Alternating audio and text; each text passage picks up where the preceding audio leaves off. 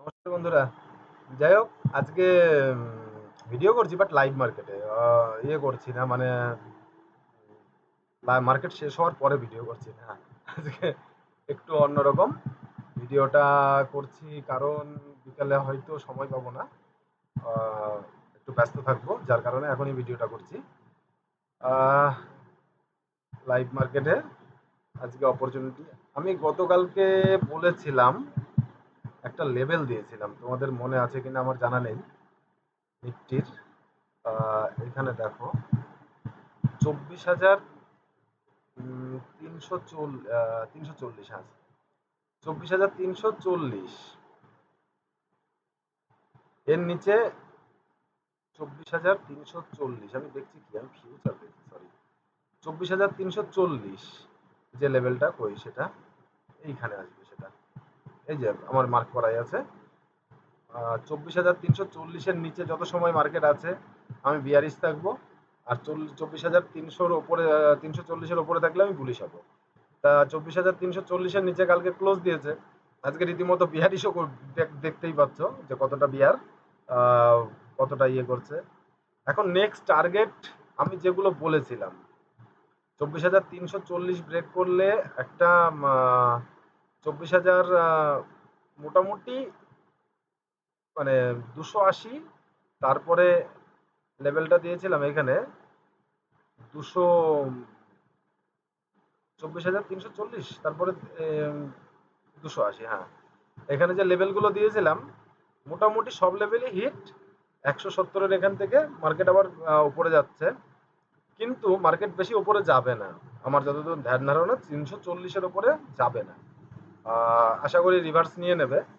আহ, এবারে তোমরা, আমি ভিডিওটা এখনই দিয়ে দেবো, তোমরা এখন দেখলে বেশি ভালো হবে।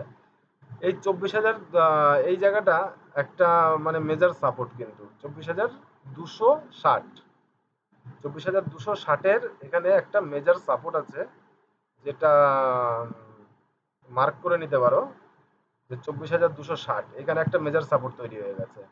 এখন এই এই সাপোর্টটা যত সময় না উপরে ব্রেক করছে তত সময়, এটা তো 10 মিনিটের ছোট টাইম ফ্রেমে দেখছি, তবুও একটা মেজার সাপোর্ট তৈরি হয়ে গেছে, এর উপরে গেলে তারপরে হয়তো, যাই হোক, এসএল ড্রিল করতে করতে যাওয়ার বিষয়, আর কিছু না এখানে। আহামরি কিছু মুভমেন্ট আমি দেখতে পাচ্ছি না আজকে, মানে এর মধ্যেই হয়তো কাটিয়ে দেবে সারাদিন। ঠিক আছে, কারণ সেন্সেক্সের এক্সপাইরি, সেন্সেক্সকে ওইভাবেই মারবে। আর রইল গিয়ে ব্যাংক নিফটির, ব্যাংক নিফটি বলেছিলাম আমি, নিফটি ব্যাংক চার্ট করি, নিফটি ব্যাংকের দিয়েছিলাম আমি এই লেভেলটা,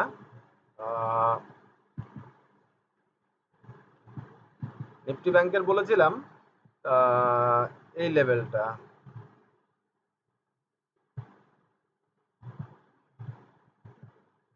300, 53,300, 53,300 লেভেলটা দিয়েছিলাম, যে 53,300-র নিচে যত সময় আছে তত সময় বিয়ারিশ, 53,300-র ওপরে গেলে আমি বলিস। তা 53,300-র নিচে আছে। এখন সত্যি কথা বলতে কি, নিচের অনেক বড় লেভেল বেরোচ্ছে, অনেক বড় লেভেল। ফার্স্ট তো এটা আছে 52,200, মানে 53,300 ব্রেক করলে 52,200 এই লেভেল বেরোয়। এখন অলমোস্ট 52,300-র কাছে এসে এ ঘুরেছে, ঠিক আছে, 300-র নিচে এসে। তা এখন বিষয়টা হচ্ছে সামনের দিন কালকে মার্কেট কি মানে ইয়ে করতে পারে, বিহেভিয়ার কি দেখাতে পারে। এখন সামান্য বিহেভিয়ারের চিন্তা ভাবনা এটাই রাখো, মার্কেটে আপাতত বিয়ারিশ চিন্তা ভাবনাই রাখো। আজকে দেখো, এইচডিএফসি ব্যাংক তো পড়েছে, ঠিক আছে, 75 টাকা পড়ে গেছে, আর শালা 4%, 4.5%-এর সাথে। আর কিন্তু এদিকে রিলায়েন্স কিন্তু সাপোর্ট দিচ্ছে, রিলায়েন্স সাপোর্ট দিচ্ছে, এইচডিএফসি ব্যাংক পড়ে গেছে কিন্তু রিলায়েন্স সুন্দর সাপোর্ট দিচ্ছে। আর আইটি সেক্টর আজকে পড়ছে, কিন্তু পড়ছে না মানে সেইভাবে কিছু না, যে আইটি সেক্টর পড়ে যাচ্ছে তেমন কিছু না। এদিকে আইসিআইসিআই ব্যাংক দেখো একবার মানে নেগেটিভ পজিটিভের মাঝখানে ঘুরে বেরোচ্ছে, ইনফি সাপোর্ট দিচ্ছে। কোটাক কেন উপরে যাচ্ছে বুঝতে পারছি না, কোটাকের উপরে যাওয়ার কথা নয় তবু উপরে যাচ্ছে, তবে আমার মনে হয় খুব তাড়াতাড়ি পড়ে যাবে। মানে মেনলি সাপোর্ট দিচ্ছে রিলায়েন্স, এল এন টি, এদিকে এই এই যে ইয়ে কোটাক ব্যাংক, ভারতী এয়ারটেল, ভারতী এয়ারটেল যদিও বা সাপোর্ট দিয়ে নিচে পড়ছে আবার, আর এসবিআই মনের মতো মানে খুব ভালো সাপোর্ট দিচ্ছে ব্যাংক নিফটিকে, যার কারণে ব্যাংক নিফটিকে উপরে তুলে নিয়ে যেতে সুবিধা হচ্ছে। ঘুম পাচ্ছে কেন এখন? তা যাই হোক, যত সময় এখানে এই যে লেভেলটা ব্রেক করছে 53,200 300, তার উপরে বুলিশ ট্রেন্ডের কথা মাথায় রাখো। আর তার নিচে আমি একটা ভালো স্ট্র্যাটাজি তোমাদেরকে দেওয়ার চেষ্টা করবো, দেখি কাল বা পরশু। কি স্ট্র্যাটাজি? যে মার্কেটের ট্রেন্ড আইডেন্টিফাই করবে কি করে। একদম দেখো, ব্যাক টেস্ট করে নেবে। আর এতে সব থেকে মেজর গল্প কি জানো তো, বায়ারদের অতটা প্রফিটেবল হওয়ার সম্ভাবনা কম, বাট সেলারদের 100% কাজে লাগবে। বায়ারদের প্রফিটেবল হওয়ার সম্ভাবনা কম, কিন্তু সেলারদের 100% কাজে লাগবে। নিফটির এই লেভেলটা ভালো করে দেখে নিও, 24,260 ব্রেক করলে কিন্তু এ আস্তে আস্তে মানে উপরে কত দূর যাবে তার ঠিক নেই কিন্তু, হ্যাঁ। মানে রিকভার হয়ে যাওয়ার সম্ভাবনা আছে, এই পর্যন্ত চলে আসার সম্ভাবনা আছে। ও, এ তো একদম সামান্য ব্যাপার, এ তো 24,300, এ তো মামুলি ব্যাপার। আরামসে চলে আসবে আশা করা যায়, যে 24,260টা ব্রেক করলে একটা সম্ভাবনা রয়ে গেছে। ঠিক আছে, এখন আর বেশি কথা বলবো না। আহ, এই পর্যন্তই ভিডিও, কারণ আমি হয়তো ব্যস্ত হয়ে পড়বো, ওই জন্য আমি আর ভিডিও করতে পারবো কিনা জানি না, ওই জন্য এখন ভিডিওটা করা লাইভ মার্কেটে। আর ঠিক আছে, রিলায়েন্স যত সময় না দুর্বল হচ্ছে তত সময় নিফটিকে ফেলবে না, রিলায়েন্স আবার নিফটিকে আরো পুল ব্যাক করবে। হিন্দুস্তান ইউনিলিভারও তো হেভি সাপোর্ট দিচ্ছে, হিন্দুস্তান ইউনিলিভারও হেভি সাপোর্ট দিচ্ছে, প্লাস আইটি সেক্টর সাপোর্ট দিচ্ছে। ব্যাংক পড়েছে ঠিকই, আইটি সেক্টরও সাপোর্ট দিচ্ছে। আর এইচডিএফসি ব্যাংক নিচে পড়েছিল, আস্তে আস্তে আস্তে আস্তে রিকভার করার চেষ্টা করছে নাকি। এইচডিএফসি ব্যাংক কই, রিকভারের তো কোনো সিনই নেই। আমি এইচডিএফসি ব্যাংকের যেখান থেকে লেভেল বলেছিলাম যে এর নিচে গেলে বিয়ারিশ ভাববো, দেখো একদম টাক টাক টাক টাক একদম খুব সুন্দরভাবে নিচে পড়েছে, একদম কোনো ইয়েই করেনি, কোনো চাপই নেয়নি এইচডিএফসি ব্যাংক, যেভাবে উঠেছিল সেইভাবে মানে পড়েছে।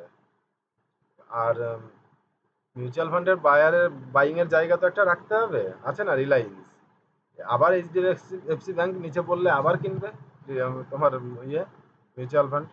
ঠিক মার্কেটকে নিফটিকে বেশি দুর্বল করবে না। 55 পয়েন্ট নেগেটিভ পয়েন্ট, মানে 0.2322, এ আবার নেগেটিভ হলো নাকি? এটা আবার নেগেটিভ হলো? হ্যাঁ, মানে এক দেড়, কমসে কম 1.5% 2% পড়বে তবেই তো বুঝবো যে নেগেটিভ। এ আবার নেগেটিভ কোথায়? এটা কিছু না, এটা প্রফিট বুকিং, আর কিছু না। বেশি নেগেটিভ চিন্তা ভাবনা নিয়ে নিফটিতে কেউ ট্রেড করতে এসো না, তার প্যান্ট খুলে নেবে। আর পজিটিভ চিন্তা ভাবনাই রেখো নিফটিতে অন্তত পক্ষে, হ্যাঁ।